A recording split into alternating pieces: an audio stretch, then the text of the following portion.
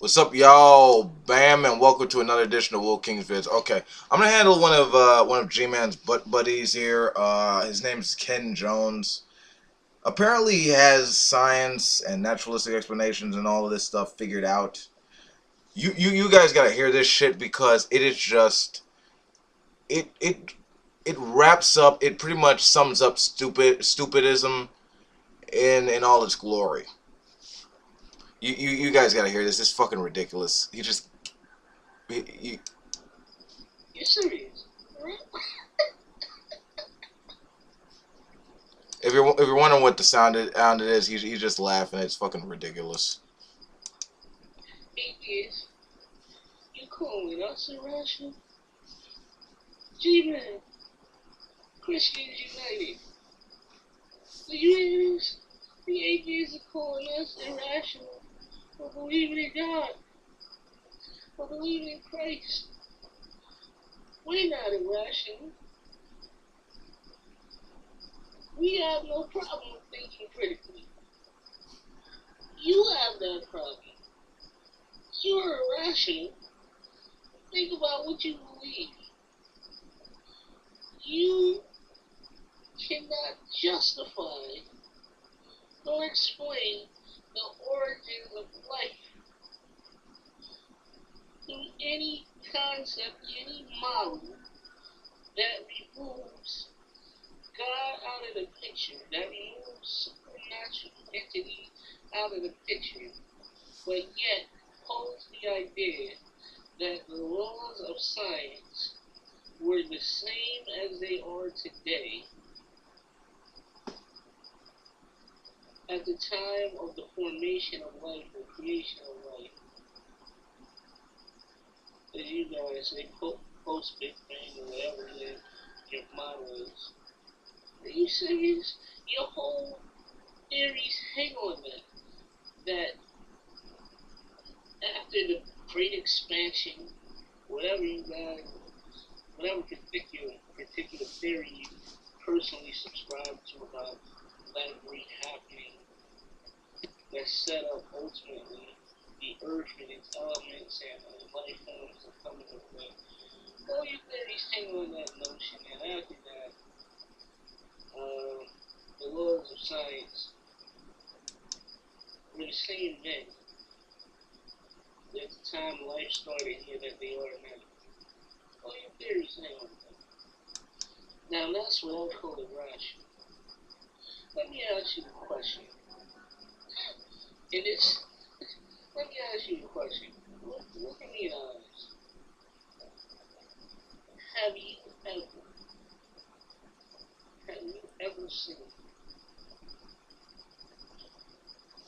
any living creature come from another species? And that's about it. Okay, so that's all I could actually stomach from that. I didn't watch the whole thing because he well, for one, this guy's whispering in the video, and basically a lot.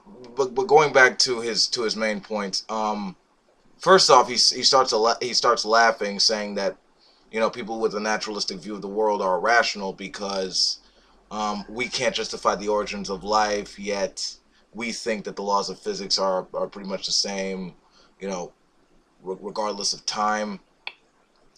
And apparently he thinks that's irrational.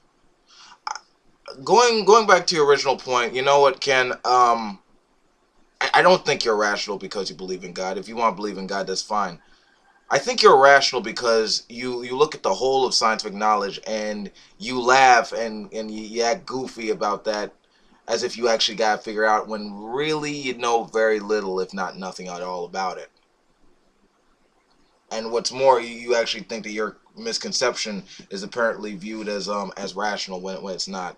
First of all, we have actually an understanding of the origins of life in terms of how we think it occurred. I mean, you could look at the John Rawls experiments and the Miller-Urey experiments and actually see how not how life can come from non-life, or at least the building blocks for which life can be developed. All right, and as well as the laws of physics actually staying the same. Well, that's one of the things that the scientific method actually rests on: consistency. Reality is consistent.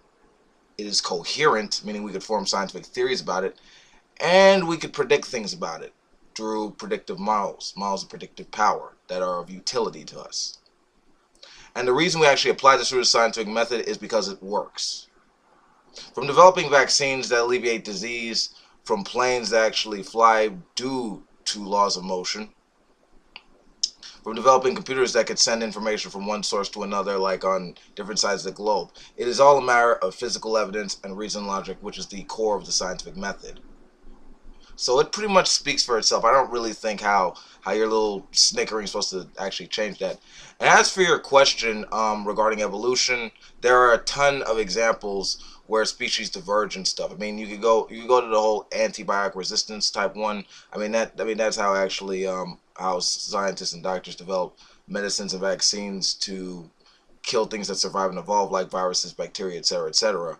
I mean, we just cured polio in India. When you got the fossil record that demonstrates how all life is in a constant state of transition, like including us, and right down to DNA. DNA alone is enough to confirm common ancestry. You can go look at the Human Genome Project. You can go look at the phylogenies. I mean, the empirical scientific data is all there. And if you want, I mean, like right here in North America, we got we have two tree frogs that are identical, but they can't interbreed. They're two different species because at some point in their history, they diverged. They got reproductively isolated.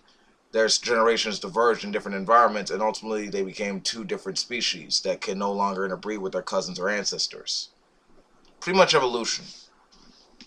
I mean, this is all there. You could all look at it, but if you're just gonna snicker and laugh, hey, oh, science, man, that shit's dumb, man. I got this Bible right here, bro, and it's true because it says it's true, and that's good enough for me. That's faith.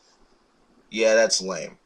I like something I could have actually observe and test and actually measure and quantify. I like naturalistic explanations because they freaking work.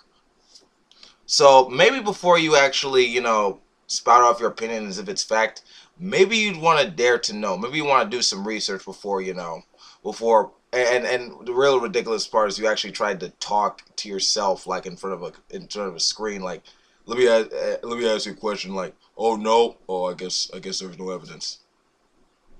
Do some research, bro, before you actually start spouting off nonsense. Okay. All right.